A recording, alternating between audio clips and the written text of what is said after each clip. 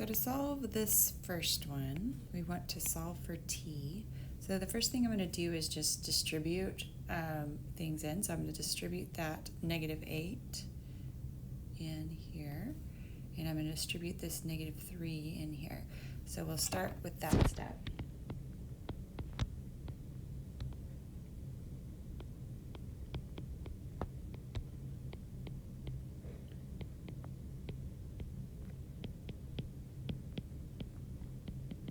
The next step we'll do is go ahead and distribute this 4 into these 3 things.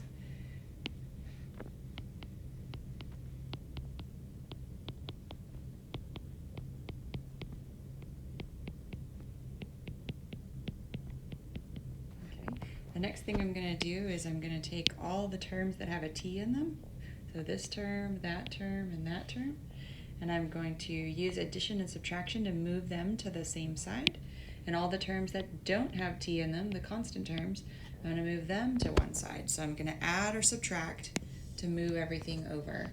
So I'm going to put all the t's, you could do it whichever way you want, but I'm just going to put all those the terms that have t in them on one side and the terms that don't have t in them on the other side. So I'll have -8, oops, let me write with the,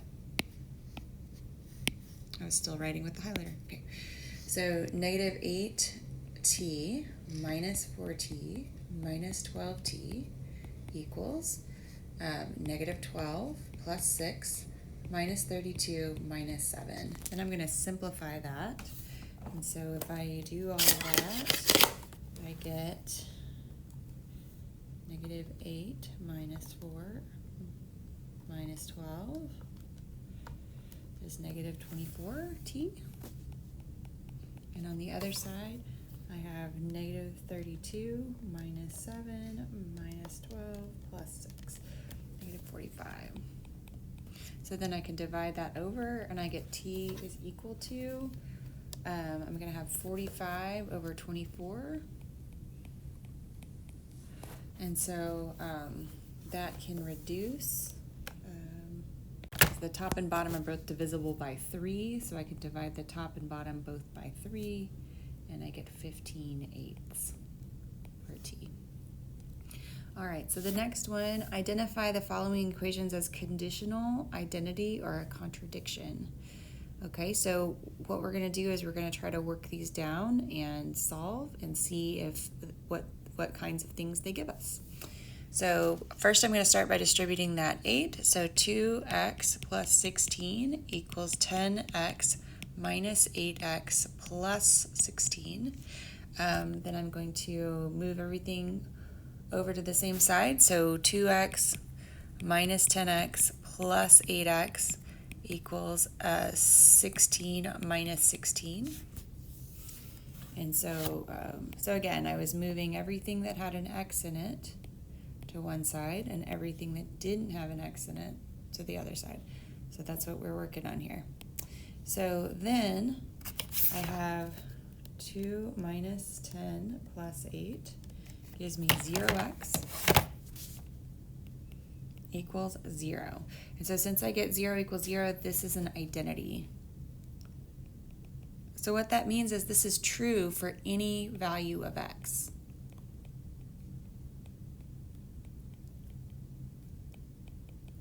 Okay, so let's take a look at the next one. So I'm going to multiply everything out. 3x minus 15 plus 4 equals, I'm going to multiply this 4 out first, and then I'll deal with the -2 later. 3 plus 8x plus 20, and then I get 3x, and I can go ahead and add those, minus 11 equals -6 minus 16x minus 40. And then I'm going to take everything that has a x in it, so that's this thing and this thing, put them on one side, and the constant terms I'm going to put on the other side. So I'm going to use addition and subtraction to move those around. So 3x plus 16x equals -6 minus 40 plus 11. And so I add that up, I get 19x equals Negative 6 minus 40 plus 11 is negative 35. So x is equal to negative 35/19. So this is only true for that value of x. So this is conditional. So it's only true for certain values of x. And this is only true for one value of x. This is a conditional statement. It depends on the value of x, whether or not it's true. Okay, let's look at this next one here. So if I multiply everything out, I get x minus 5 plus 2x minus 8 equals 3x plus 3 minus 5. And so I'll move all the terms that have an x in them, this term, and that term, to one side, and the terms that don't have an x, I'll move them to the other side. So I'm going to go ahead and do that. So I get x plus 2x minus 3x equals 3 minus 5 plus 5 plus 8. So I end up with 0x equals, this is going to be 11. And so this is not true. So this is contradiction. That means this is not true for any value of x. Okay, so I'm going to erase all of that, and we'll start with number 3.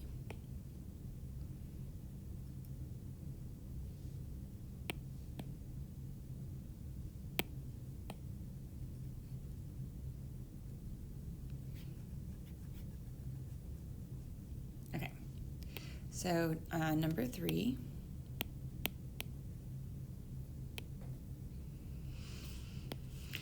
Solve the following rational equation. So to solve this, I'm going to multiply through by a number that will clear out all these denominators. So I notice that this one has a 2, that has a denominator of 4, that has a denominator of 3. So the least common multiple of that will be 4 times 3. So I'm going to multiply everything by 4 times 3, which is 12.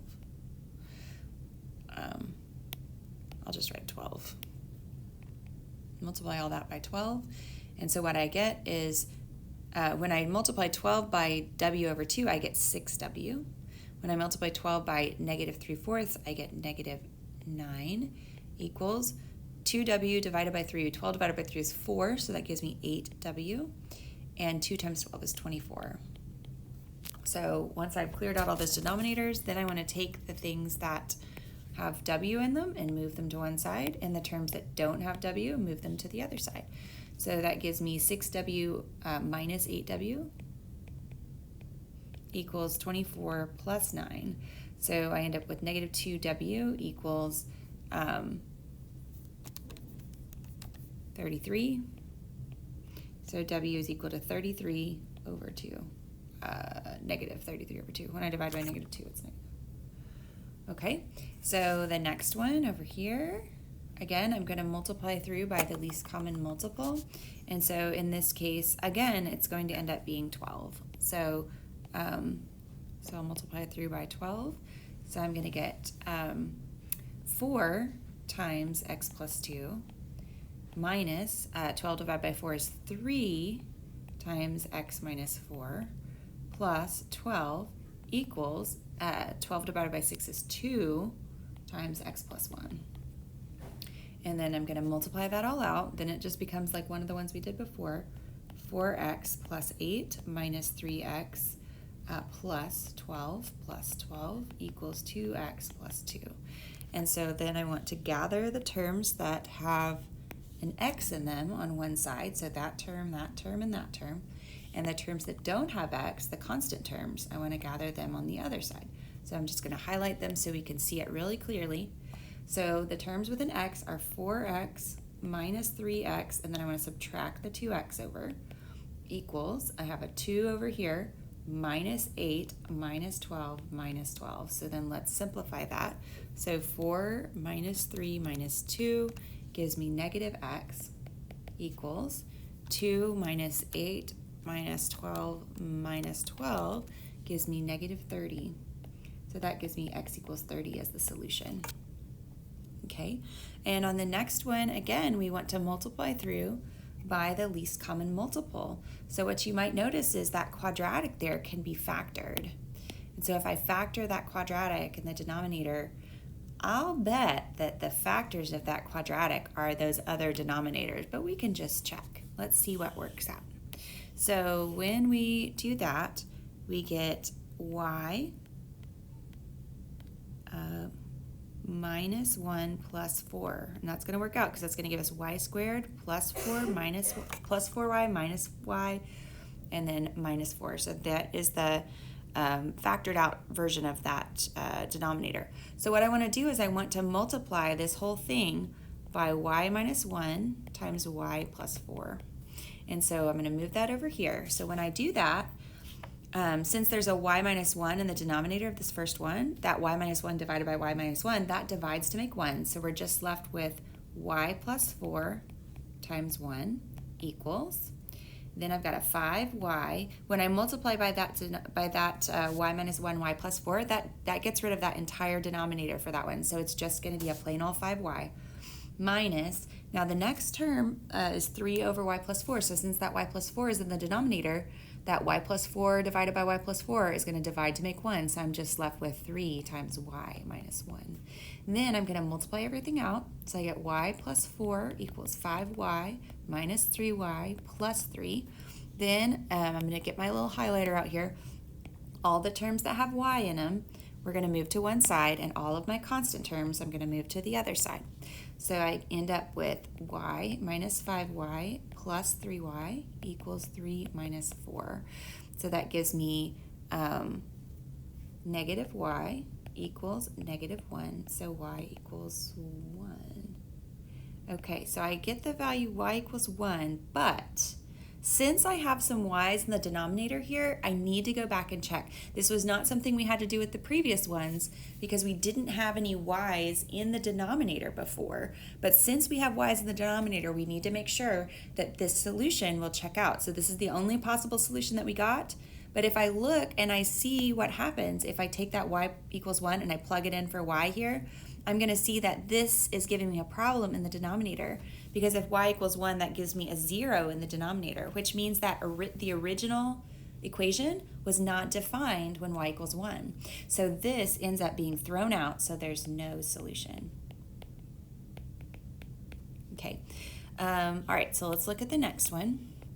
It says solve the following equations for the indicated variable. Okay, so we're going to solve that one for p. Okay, so let me get my little highlighter out. So p is the thing we want to solve for, which means we need to get rid of the stuff on this side. Now, if I think about what operation is going on between that p and that rt, well, it's multiplication. So if I want to undo multiplication, I need to divide both sides by the thing that's being multiplied by p. So I'm going to divide both sides by rt, and I'm left with p is equal to I divided by RT. So you just have to undo the operation that's being done. Okay, this one I want to solve for T2. So I want to solve for that oops, I was going to highlight that and it didn't highlight. Okay, so I'm going to solve for that T2, right? Which means first I need to get rid of this 2. So what I can do, that since that 2 is being divided, I need to multiply it to the other side. So I'm going to get 2, so I'm going to get 2 T naught is equal to T1 plus T2. And remember, the T2 is the thing I'm trying to solve for right here.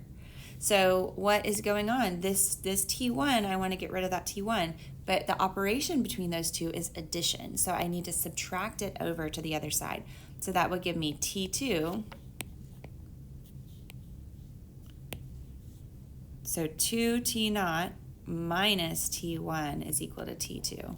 So I get T2 is equal to 2 T naught minus T1. Oh, I will say when it's a T with a subscript of 0, we often say T naught. And so that comes from British people who say naught for 0, N-A-U-G-H-T, so T naught, if you haven't heard that term before. Okay, the next one says, We have a hybrid car that gets 41 miles per gallon in the city and 36 miles per gallon on the highway. The amount of gas he uses is given by that function there, where C is the number of city miles and H is the number of highway miles. So if Dexter drove 288 miles on the highway and used 11 gallons of gas, how many city miles did he drive? So the thing we need to do is we need to look at these numbers that were given and figure out what variable those numbers are going to be replaced with. So it says 288 miles on the highway. So this is the value of H. And then he used 11 gallons of gas. Remember, gallons of gas is A is measured in gallons. That's the gallons of gas he's given. So this is a value of A. Okay, and so we can plug those values in, and then we're going to solve it for C. So we have 11 equals 1 over 41C plus 1 over 36 times 288. So I can go ahead and divide that. 288 divided by 36, and that actually gives me a whole number. It gives me 8. So 11 minus 8 equals 1 over 41C. So I can multiply both sides by 41 to clear out those denominators. 11 minus 8 is 3 equals 1 over 41C, and I multiply both sides by 41. 3 times 41 is 123. So what that 123 is, that is a value of C. And remember, C is the number of city miles. So the units for that are going to be miles. 123 miles driven in the city is the answer that we get. Okay. The next one says a contractor is tiling a rectangular kitchen that is 4 feet longer than it is wide. And the perimeter of the kitchen is 48 feet. So what we need to know is we have length, we have width, and we have perimeter going on here. So I need to think of a relationship between length, width, and perimeter. So it might help if we draw a picture. So I'm just going to draw a picture of a rectangle, and I'm going to label these lengths and these widths. I use the cursive L when I do L's so it doesn't look like a 1. And I notice that the perimeter would be the distance all the way around. So it would be length plus width plus length plus width. So perimeter is equal to 2 length plus 2 width. Okay, so that is what I have. The next thing is I have this relationship here between length and width. I know that the length is 4 feet longer than the width, so it tells me that L is equal to W plus 4. So I can use that and plug it in for the L here, and then I just get a function that is that's in terms of one variable. So I can plug that in. 2 times W plus 4 plus, oops, that should be a plus. Plus 2W, and that's equal to the perimeter, and it tells me the perimeter is 48 feet. So I'm going to go ahead and plug in that 48, and now I have this equation that just has one variable in it. So I should be able to solve that for W. So let's plug that, let's go ahead and do that. 48 equals 2W plus 8 plus 2W. So if I get all the W's on one side, I'm going to get 40 equals 4W, so W equals 10, and then so it says find the dimensions of the kitchen. So I have found the width, and the 10 is measured in feet. I know that because it says that it's 4 feet longer, and the perimeter is measured in feet. So the feet is the units of my width there, and my length is going to be 4 more than that. So the length is 14 feet. So that's the dimensions of the kitchen, the length and the width. Okay, the next one, Cassie bought a 10-year treasury note that paid 3.5% simple interest. She invested $4,000 more in a 15-year bond earning 4.1% simple interest than she did in the treasury note. The total amount of the interest is that. Determine the amount of principal for each investment.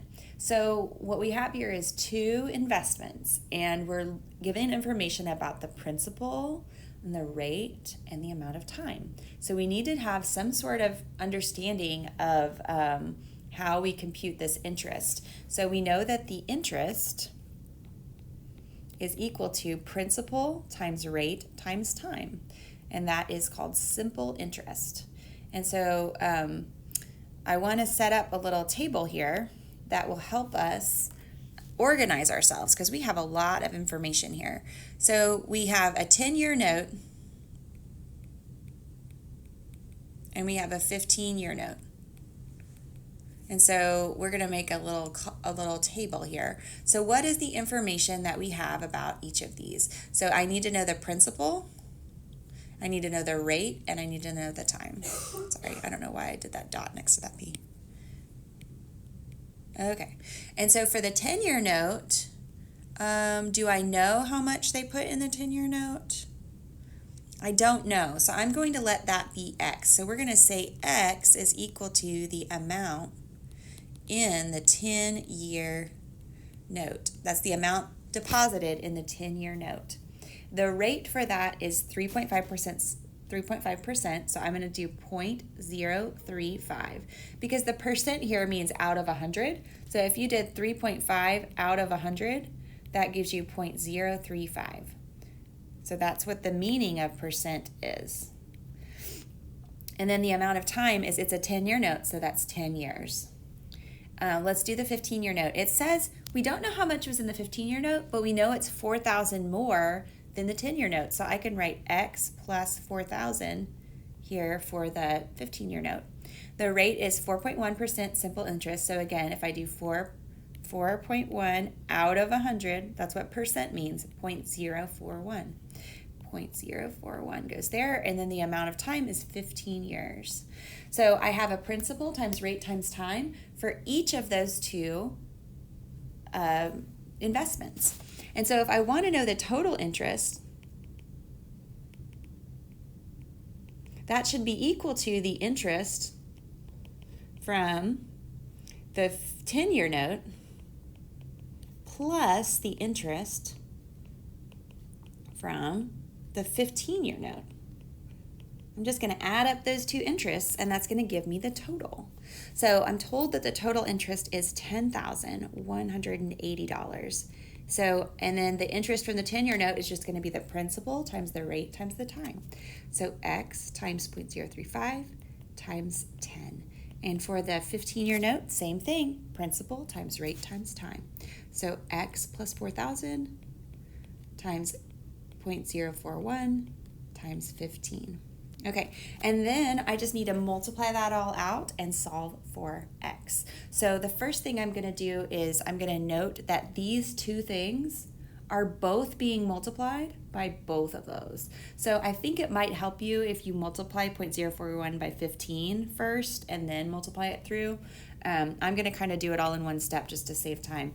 So 10,180, so I have 0.035 times 10, so I have 0.35x plus, if I do 0.041 times 15 times x, I get 0.615x.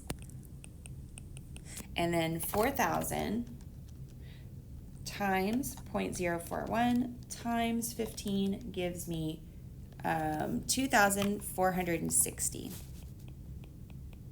Okay, so again, I want to gather my x's together and my constants. So if I do 10,180 minus 2,460, I get 7,720 equals 0.35 plus 0.615 gives me 0.965x. So I'm going to divide that over. So 7,720 divided by 0.965 gives me 8,000. So x equals 8,000. Now what was x again? I wrote it down up here. I recommend that you write down what your variable means in words so that you don't get confused at the end. I said that 8,000 is the amount in the 10-year note. So $8,000 in the 10-year note, which means that I have 4,000 more in the 15-year note. So $12,000 in the 15-year note. Okay, so those are my two quantities. Next one. When Kevin commuted to work one morning, his average speed was 45 miles per hour. On his way home, he averaged only 30 miles per hour due to delays on the highway. If the total time for the round trip was 5/6 of an hour, determine the distance between the place of work and his home. So let's notice the things that we have here. We have a distance, we have an amount of time, and we have a speed, or we sometimes call that a rate. So there are a couple of ways to think about this. We can think about, I like to think about that a rate is like miles per hour. So a rate is a distance over time. If we rearrange that, we get distance equals rate times time. So this is the relationship between the things that we're dealing with in this problem. Distance equals rate times time. And so that is the relationship we're going to use to write our equation. So we have here, we're going to make a table that has distance, rate, and time for both trips. So we're going to say to work and home from work. So we'll make a table. And so what are the things we need? We need the distance, the rate, and the time. Okay, so for the distance, we don't know what the distance is. That's what we're trying to find. Determine the distance. So we're going to call that x. Well, it's going to be the same distance to and from work. So we'll say x is equal to the distance to work. The rate on the way there was 45 miles per hour. And on the way back was 30 miles per hour. Now the time we don't know, but we know that the total time is 5/6 of an hour, right? So what we can do is we can say the total time is equal to the time to work plus the time coming home from work. And so I can figure out the time. Actually, you know what? We might want to rearrange this a little bit differently, because I think it would be beneficial for us to think about this as time equals distance over rate, and that might help us out. So we could say, so again, I'm just rearranging this distance equals rate times time, and I'll say time equals distance over rate. And that way I can write an equation that gives me things about time. So I know the total time is 5/6 of an hour. Now I want to use hours because remember my rates are in miles per hour. So that's why I want to convert that to hours and not use the minutes. So the time to work is going to be the distance to work divided by the rate, which is 45, plus the time coming home is going to be the distance divided by the rate, so x over 30. Now I know how to solve these. I need to multiply through by, a common denominator, or the least common multiple, or whatever. So let's see, 45 is 9 times 5, so we need a 5 in there, we need a 3, we need 2, so we're going to have 5 times 3 times 3 times 2, I think should get it. So yes, so 5 times 3, 3 times 2, that's 90. So 90 should give us that. So 5/6 of 90 is 75, equals 90 divided by 45 is 2, so 2x, plus 90 divided by 30 is 3, so 3x. So 5x equals 75, so x is equal to 3. So, 75 divided, why did I say that? 75 divided by 5 is 15. So 15, that's the value of x. Now what did x mean again? Go back up here because I wrote it down. X means the distance to work. So this is 15 miles. So that's their distance to work. Okay. Sorry, this video is getting long. We've got a lot of word problems here. Next one. Casper has a swimming pool in his backyard. That sounds fun. Using water from the hose requires 3 hours to fill the pool. Wow, must be a small pool. Okay, if a second hose is turned on, the pool can be filled in 1.2 hours. how long would it take for the second hose to fill the pool alone? Okay, so we're going to set up an equation here. All right. So we're going to set up an equation about time. So what is the rate of the first swimming pool? So I think the question about this is the rate of the second pool. So let's let X be the rate.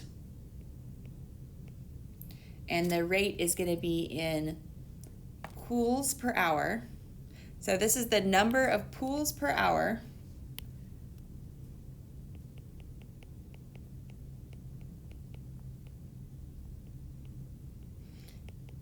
that the second hose can fill. Okay, and what is the rate of the first hose?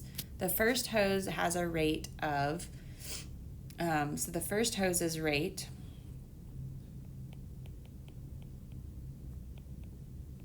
is 1 pool per 3 hours. 1/3 of a pool per hour, right? 1/3 of a pool per hour is what the first hose can fill. So what I want to do is I want to say 1 whole pool can be filled I take the first pool, 1/3 for 1.2 hours, plus the rate of the second pool, I don't know, times 1.2 hours. And so this is the rate of the first pool times the amount of time, and then this is the rate of the second pool times the amount of time. So if I take the fill rate times time and then the fill rate times time, and I add those up, that should equal 1 whole pool. I'll fill up 1 whole pool.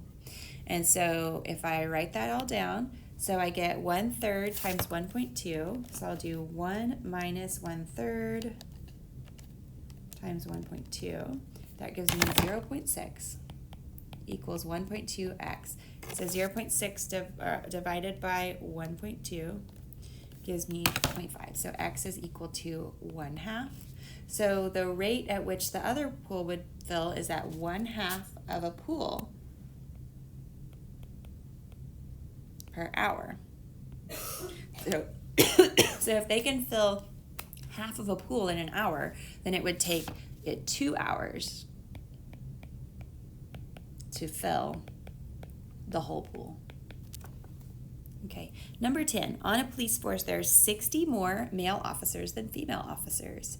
If the ratio of male to female officers is 10:7, determine the number of male officers and the number of female officers in the force. So for this one, we're going to set up a proportion. So if we have 10:7, that should be equal to, so 10 was the number of male officers over 7. So we had 60 more male officers than female officers. So if the number of female officers we're going to let be x, then the male officers would be 60 more than that. So x plus 60. Okay. So we did the number of male officers on the top and female officers on the bottom. And then we're going to solve that for x. So I'm just going to multiply everything by 7x, which is the least common multiple.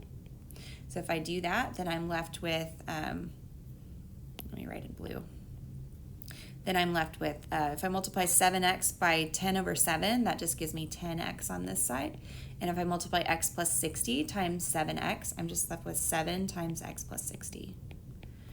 And so I multiply that in, 10x equals 7x plus 60 times 7 is 420. So 10x minus 7x is 3x equals 420, and I divide that by 3. I get x equals 140 female officers. And if there's 60 more than that, there'll be 200 male officers. Okay. Then it says, write each of the following in terms of I and simplify. So this one is going to be I times the square root of 144, which happens to be 12. So this is 12I. This one will be negative I times the square root of 75. 75, let's see, 75 is 5 times 5 times 3. So I square root, I'm going to write it out, 5 times 5 times 3. So I have a perfect square of 5s I can pull out. So if I pull that out, and I'll just be left with a solitary 3 underneath. So I have 5i squared to 3. The next one, oh, and sorry, the negative disappeared somehow. So it should be negative 5i squared to 3. Okay, for this one, I have I square root of 16, and then I have I square root of 9. Well, square root of 16 we know is 4, and square root of 9 we know is 3, so that gives us 12i squared. And I squared we know is negative 1, so that's negative 12. Again, with this one, I have I square root of 32, and I have I square root of 8. So that gives me square root of, let's see, 32 is, let's see, so 32 times 8.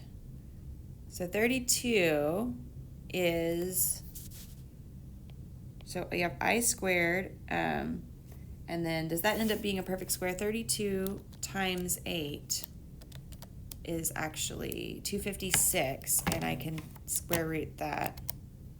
I think that ends up being a perfect square. 16, yeah. So I squared times 16, and I squared we know is negative 1. So that's negative 16. Okay, simplify the powers of I. So we have I to the 53rd power. So 53 is going to be 1 more than a multiple of 4.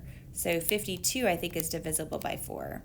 So we have I to the 52nd times I. So I to the 52nd, since 52 is a multiple of 4, then that cycles back to 1. So this is just I. On part B, we have I to the 84th. So 84 is actually divisible by 4. So that's I to the 84th is just going to be equal to 1. Okay, that's all for this video.